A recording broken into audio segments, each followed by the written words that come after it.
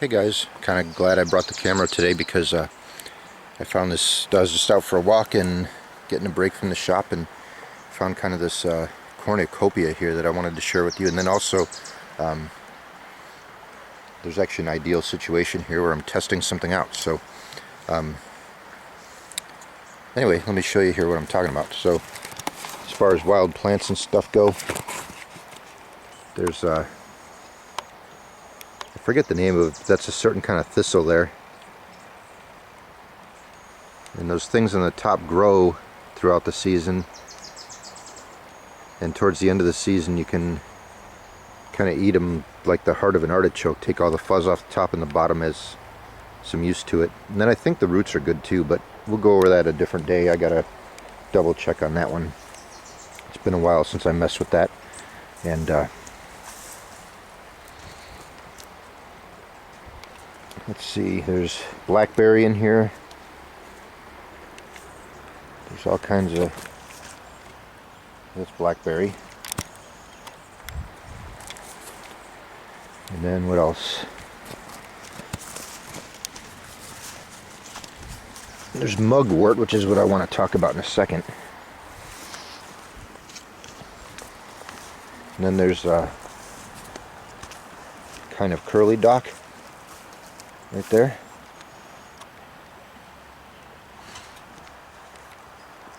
And there's other things too. There's ideal conditions here for wild onions too, but I'm not seeing any at the moment. So, but I would expect to find them around here somewhere.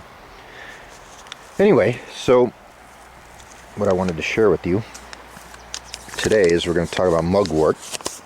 And this stuff's all over the place down here. And this is mugwort. Basically medium green tops, lighter green bottoms. And then it's got that very distinctive kind of forked tongue shape thing going on, which I think is really cool. It's just a cool looking plant. So you can see this stuff is kind of everywhere.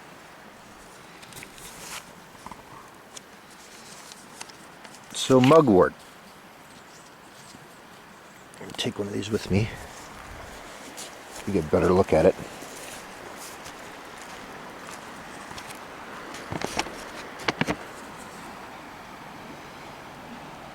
That's the leaf on the top. That's the leaf on the bottom. It's a lighter color. So you can see these little skeeters all over me here. They're just everywhere. So one of the cool things about mugwort is it's an insect repellent.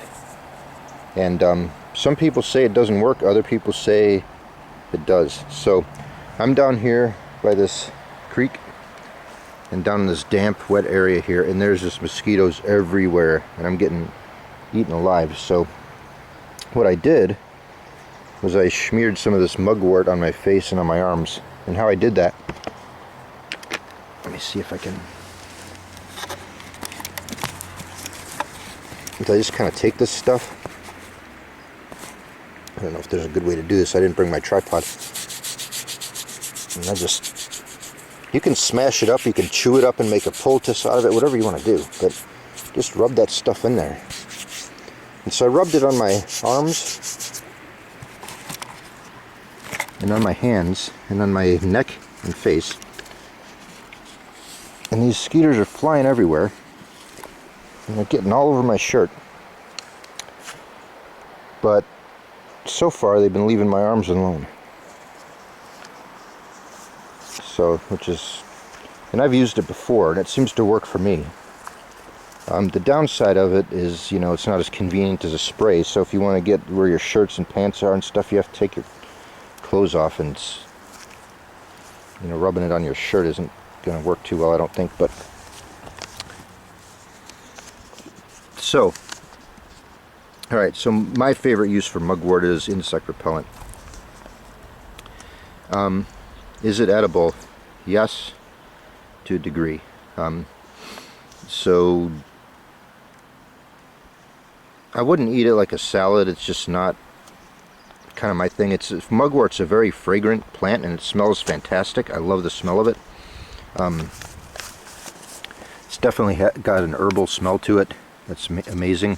And but it does have a component in it, a couple components, and one of them is thujone or something like that. I think it's called Thujone, and which is kind of one of the components in absinthe that's supposedly not so good for you.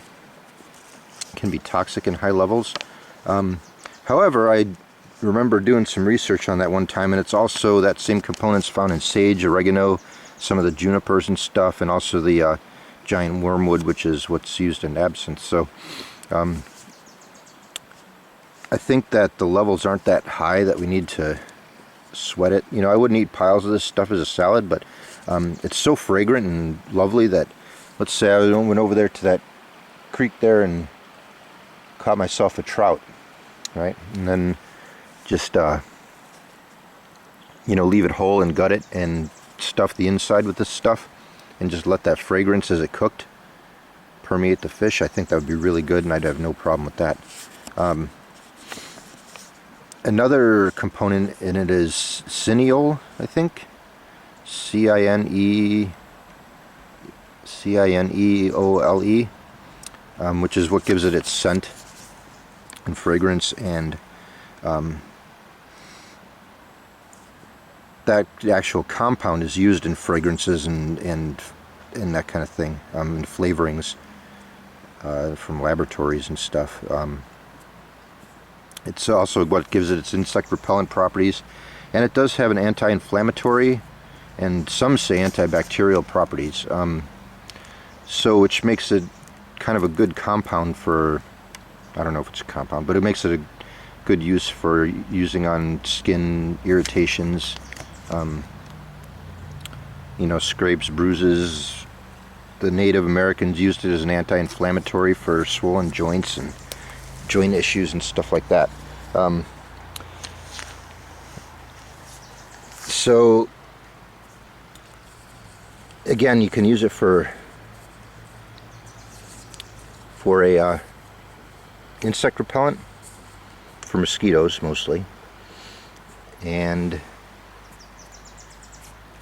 you can use it maybe as some flavoring for, you know, again, it's I don't think that the levels of this, most edibles have something that if you eat too much of, you're gonna get sick. So it's even the stuff in your grocery store. So, you know, when you see warnings, you have to use common sense, right? And so I could see using it as it's as a flavoring for things. So that'd be fantastic. Let's see what else.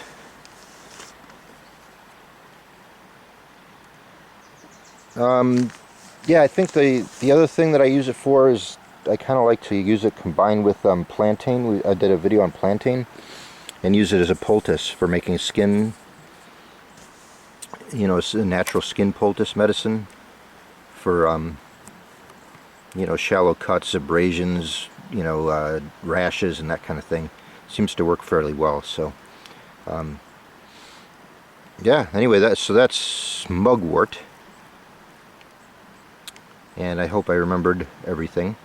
And you know what, there's probably 100 other uses for it depending on who you are and where you are. So, you know, but that's just what I use it for. Mostly when I come out, use it for rashes, you know, antibacterial. You know, if I get some slivers or something, I'll rub that on there, which I do now because I've had slivers get infected within hours in the bush and pus up and everything like that. So it's just strange. So stuff seems to help. So mix that with some plantain, which is found around here too, and it works pretty good. So all right, that's mugwort, and I'll just leave it at that for today. So I will talk to you guys later, and thanks for watching as always. And if you liked it, please hit the subscribe button if you would, or in the like button and all that other stuff. So thanks guys, take it easy.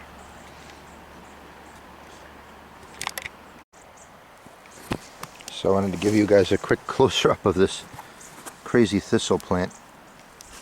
I hope you can see that. Look at that thing. Those leaves. in those spikes and stuff.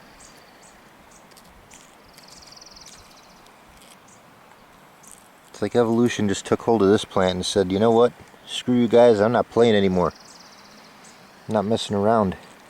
That thing's awesome. So anyway, that's that crazy thistle plant. I thought you wanted to see that. That was pretty cool.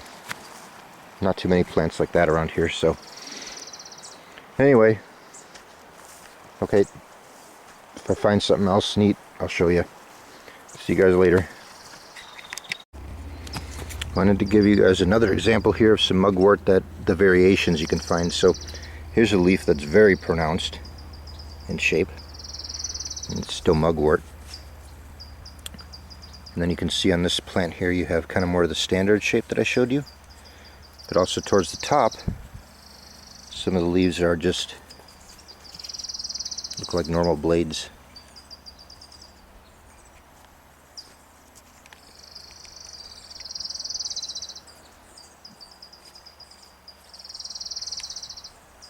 So you can get quite a tremendous variety of shapes. So that's something to keep an eye out for also. But once you get to know it, you recognize it by, you know, the color on top, the color on the bottom, and also that distinctive smell. It just smells so good. So anyway, all right.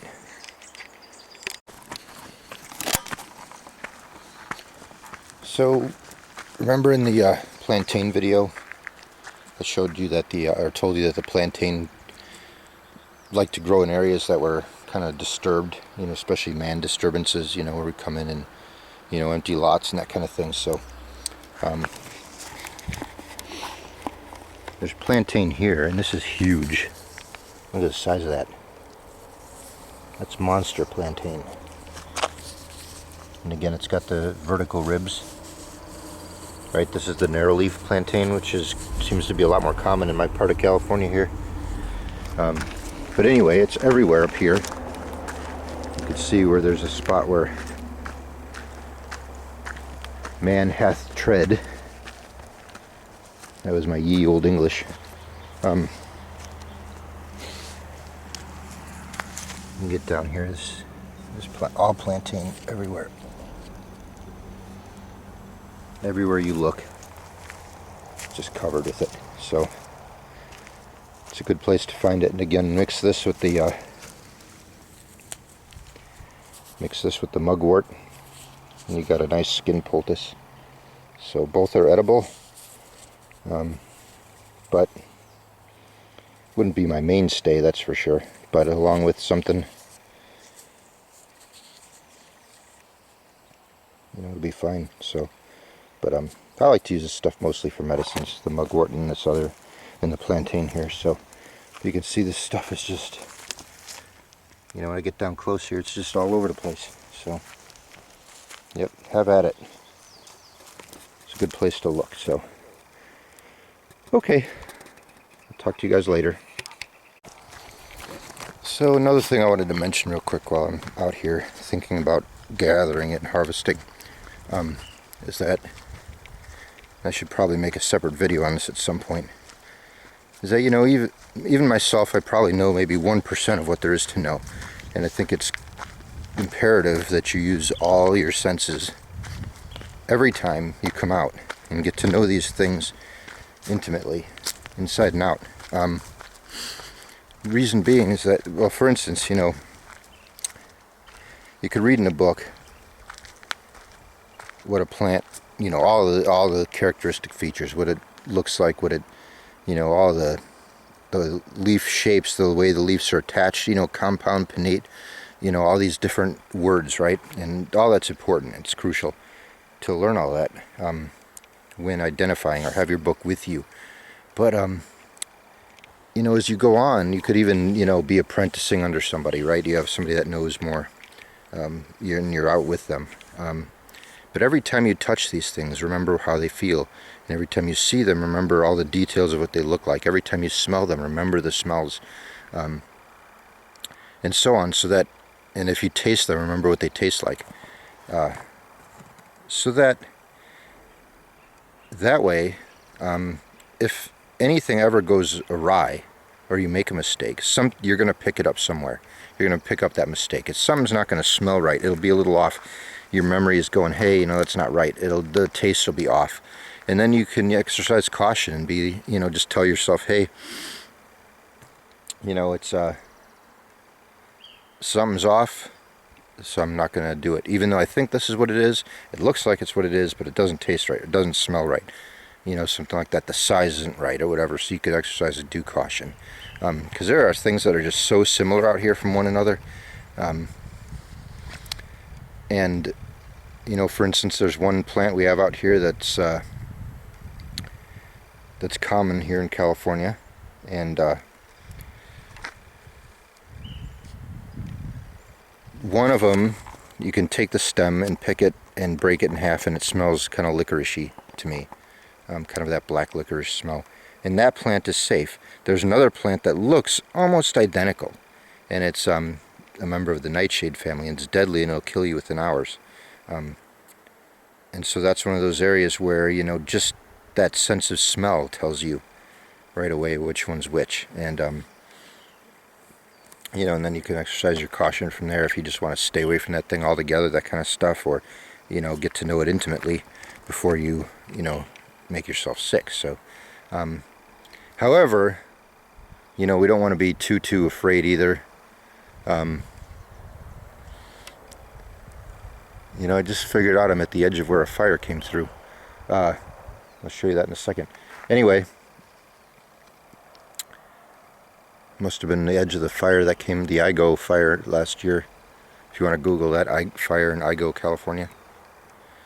IGO. It was a big one. A lot of homes lost and stuff. It was brutal. So, anyway, what was I saying? I think the fear of getting sick and dying and stuff over edibles is overblown, but at the same time, be cautious. So, all right, let's check this out.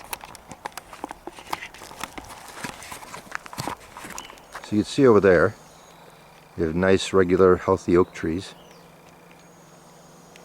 And then we look right above me. You guys see that? All the leaves are brown and dead. However, the miraculous thing is you can see from the trunks itself are kind of these clusters of green leaves. So there's not really long outgoing branches yet, but in close to the trunks there's new branches coming out with the live leaves. So these oak trees lived through this fire.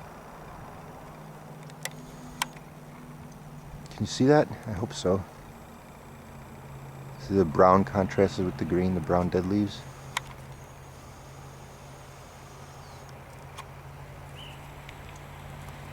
So now looking around, you can see like this gray pine here, how black that trunk is.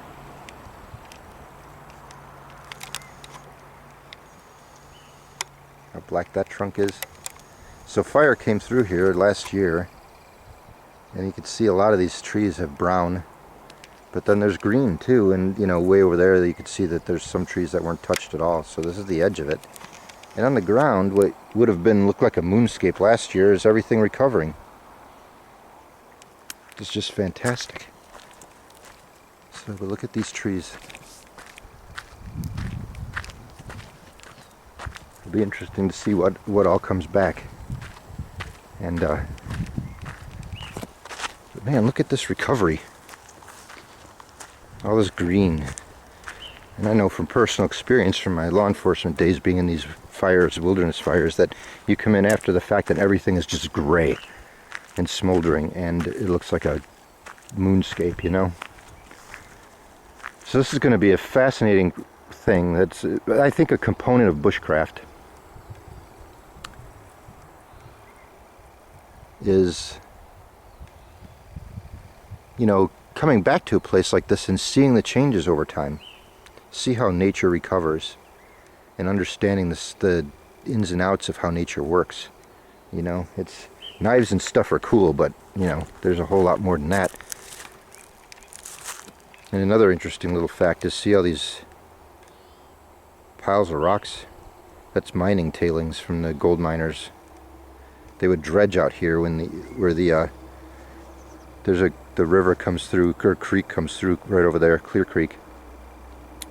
And these piles are all where they dug stuff up and, you know, sifted it and panned it or whatever they did for gold, put it in their machines, and back in the 1800s, early 1900s, late 1800s. So yeah, we have nature and archaeology over here.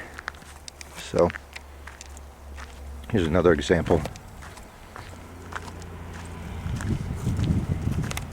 of, there's a big hole in the ground here. It was probably not a mine, but just an area where maybe it was loaded with quartz or something, or a certain characteristic of what used to be a riverbed.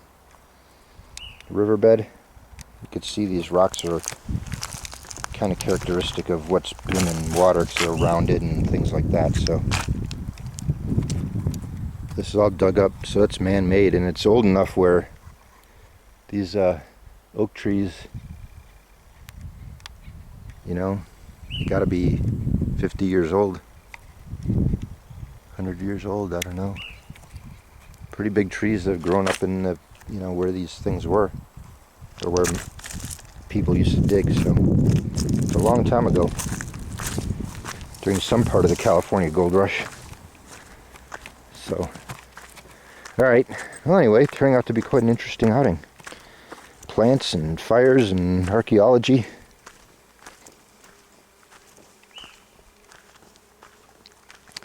So, okay. Alright, well, if I see anything else neat, I'll share it with you. So, see you guys later.